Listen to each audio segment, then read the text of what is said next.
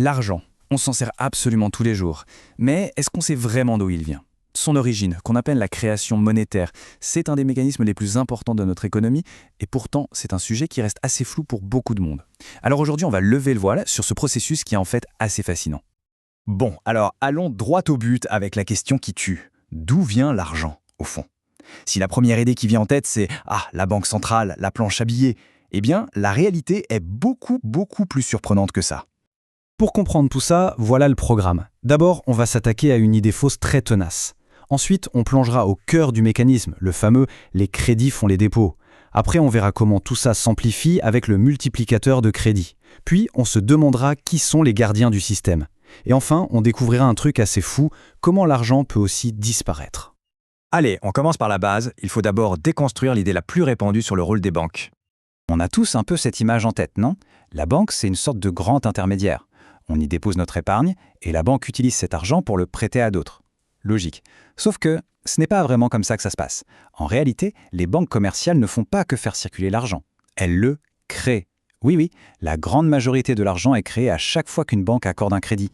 Et ça nous amène au concept central. C'est un principe qui peut sembler un peu à l'envers au début. Mais une fois qu'on l'a saisi, tout le reste s'éclaire. Voilà la phrase clé.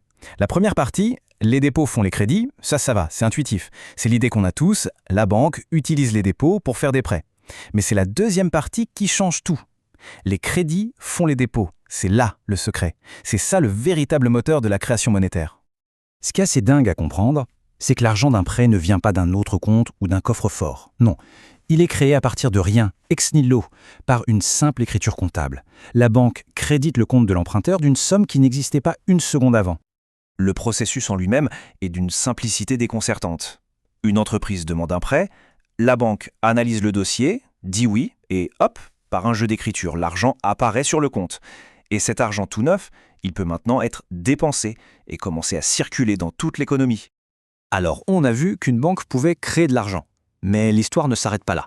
En fait, cette création initiale va être amplifiée, un peu comme un ricochet à travers tout le système bancaire. C'est ce qu'on appelle l'effet multiplicateur de crédit. En gros, c'est un mécanisme qui fait que le système bancaire, dans son ensemble, peut créer bien plus de monnaie que la somme qui a été créée au départ. Et comment ça marche? Eh bien, l'argent créé par la banque A pour un prêt va servir à payer, disons, un fournisseur. Et ce fournisseur va déposer cet argent sur son compte dans une autre banque, la banque B. C'est à ce moment-là que la machine à multiplier se met en marche.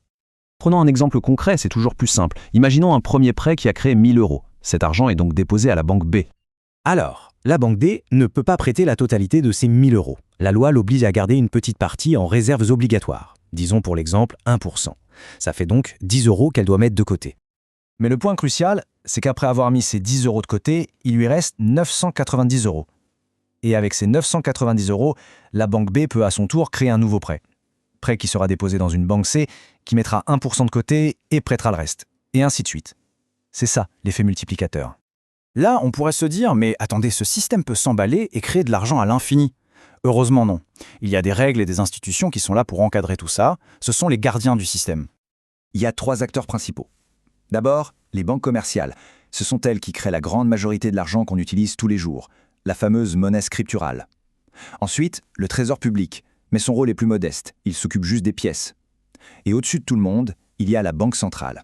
Elle contrôle tout, en créant une monnaie un peu spéciale, la monnaie centrale, qui sert de réserve aux banques. En jouant sur l'accès à cette monnaie centrale, elle tient les rênes. C'est la question essentielle. Si c'est si simple, qu'est-ce qui empêche les banques de faire tourner la machine sans aucune limite? En fait, plusieurs freins existent. Le premier, le plus évident, c'est le risque. Une banque ne prête que si elle pense qu'elle va être remboursée. C'est la base. Il y a aussi les contraintes réglementaires, comme les réserves obligatoires qu'on a vues. Et enfin, il y a la réalité économique. Il faut bien qu'il y ait des gens ou des entreprises qui veulent emprunter. Si la demande de crédit est faible ou si les taux d'intérêt sont trop hauts, la machine ralentit. On a vu la naissance de la monnaie, sa vie, sa multiplication. Il reste une dernière étape, tout aussi contre-intuitive, sa fin.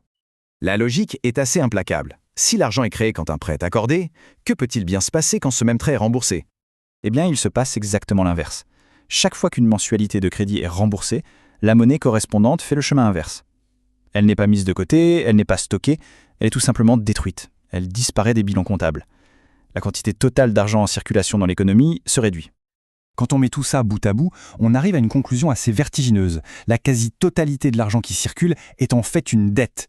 Il naît d'une promesse de remboursement et il meurt quand cette promesse est tenue. Et ça nous laisse avec une question fondamentale sur notre système économique. Si l'argent est créé par la dette, est-ce que cela signifie que pour avoir de la croissance, pour avoir de l'argent, on est condamné à s'endetter toujours plus ? La question en tout cas mérite d'être posée.